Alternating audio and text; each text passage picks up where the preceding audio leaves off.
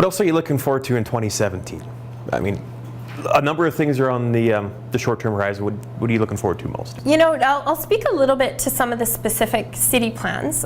So of course, first out of the gate, we will be dealing with the operating budget.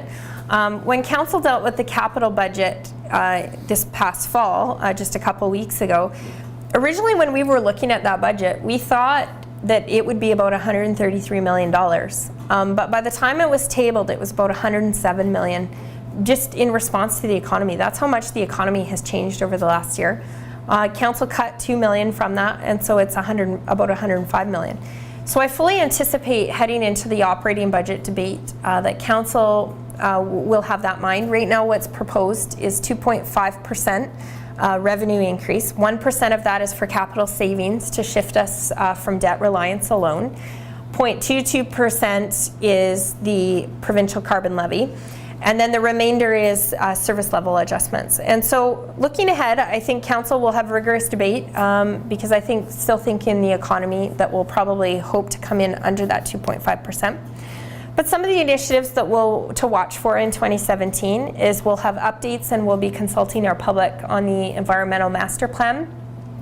The emergency services plan will come forward, which is the first time in recent history that we'll deal with that, as well as we'll be consulting on integrated movement plan as well. So those are some of the key city initiatives. And of course, we're preparing our operations for the 2019 Canada Winter Games, not just from a community perspective, but what we need to do as an organization as well. Somewhat confident at least that the worst of this new economic reality might be over and that things are going to be turning around if they haven't started already? So I would say two things to that. I think what we learned in the 2008 recession was that there was a bit of a lag factor. So when we were about 2 years behind in terms of government reacting to what was happening in the private sector. So what I see and what we're projecting is we're still navigating through a new economic reality. But you're correct in the fact that there is some cautious optimism. Our council was very strong on the position that we need pipelines, or however we did it. We needed safe energy transport to ensure access to Tidewater. Because obviously oil and gas sector still remains a strong component of our local economy, and we needed Red Deerians back to work. With the pipeline announcements, we highly expect that there will be responsiveness in the private sector. So that is a piece of good news. And there are some indications that what was our predominantly our highest unemployment rate, that we'll start to see some correction. So the projections are starting to be a bit more optimistic. We're still projecting some growth in our budget this year, albeit more nominal growth in recent years. But having said that, we know that people are still hurting. There still is business loss, and there still the city revenues are down in terms of development permits, transit use, access to recreation facilities. So what we're proposing for the next year is to absolutely freeze recreation rates, freeze transit rates, because obviously we have a bit of a price elasticity issue. If people can't afford to use our recreation facilities, there's no point raising those rates which would just exacerbate the problem.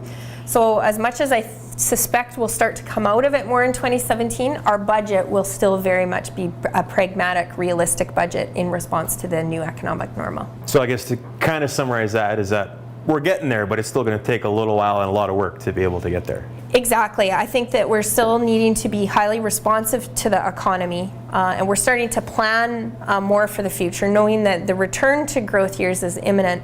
But we know in a very realistic sense that we're not there yet, and that we need to do all that we can in order to keep and sustain business, and to keep the affordability for Red Deer on the residential side as well. What do you got to say about Red Deerians in general? I mean, obviously, we've been through a lot this year. Some good things, but obviously a lot more tough things throughout this year. But in the end, Red Deer still just somehow feels like Red Deer, doesn't it? You know, it does. And I'm so glad that you asked that question, because my greatest learning this year, and I think I've always suspected it, but I think I just saw it in spades in 2016, is the fact that even though we were faced with significant challenges, Red Deer was still Red Deer and still shone. When you look at, for example, our response to the Fort McMurray wildfires, Red Deerians, right out of the gate, we took over 2,000 evacuees here. Red Deerians rallied and hosted clothing drives and household good drives and fundraising rallies. How much would you like to donate to hear that on the drive? 106. $106. That's a beautiful thing you've done right there, my friend. The donations from the 50/50s of the Memorial Cup went to support evacuees. And you know, that really just says that when there's a challenge, Red Deerians rise to the occasion and set the bar. And not only set the bar, set a new bar. And so I think that that gave us a picture into who Red Deerians are, that no matter what we're faced with, we rise to the occasion. You know, and I think coming back to the Memorial Cup as well, I think with that also gives us a picture that Red Deer's still Red Deer. Even though we're navigating through a financial reality and people were faced with business loss and mortgage foreclosures, people still continued to volunteer and to support events in whatever way that they could, because our community spirit was alive and well regardless of what the external environment was telling us. I like it. If we don't have hope, what else do we have, right? Yeah, exactly. Finally, I know you're probably not going to give me an answer to this yet, but 2017. I know what you're going to ask. You know where I'm going. Does it involve October 2017? 2017 is an election year. Yes, it is. Dropping any hints either way as to which way you're leaning? Well, I'm going to give you the most political answer. No, just kidding. Sounds about right. No, you know, honestly, so I believe very firmly that the citizens of Red Deer have given myself as mayor and our council, they've given us a 4-year mandate.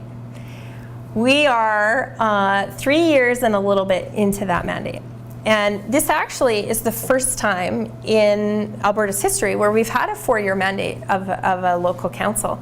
And what that means is that we can get that much more done for Red Deerians. So my focus, at least for now and in the coming months, is on governing.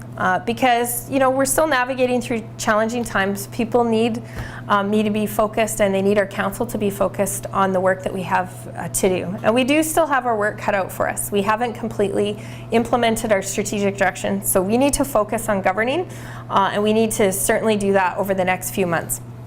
There is a time and a place. Obviously, elections are reality and campaigns are reality, and there's a time to campaign and a time not to campaign. So I will announce my intentions one way or the other soon, but not too soon. Soonish. Soonish. Okay. We'll go with soonish. Okay, well, I'll tell you what, we'll let you get through budget, we'll let you get into the new year just a little bit, then we'll start hounding you week after week Okay, until you tell me either way, right? That sounds like a great deal. And at one point, I will give you a very clear answer, and you will unequivocally know. Good. Well, we're all waiting for that already. Okay. Your Worship, thanks very much for doing this. Obviously, 2016 was an adventure, for lack of a better term, but we all made it. Happy holidays, Happy New Year, all that good stuff, and we'll see you in 2017. And same to you and your loved ones. Thank you.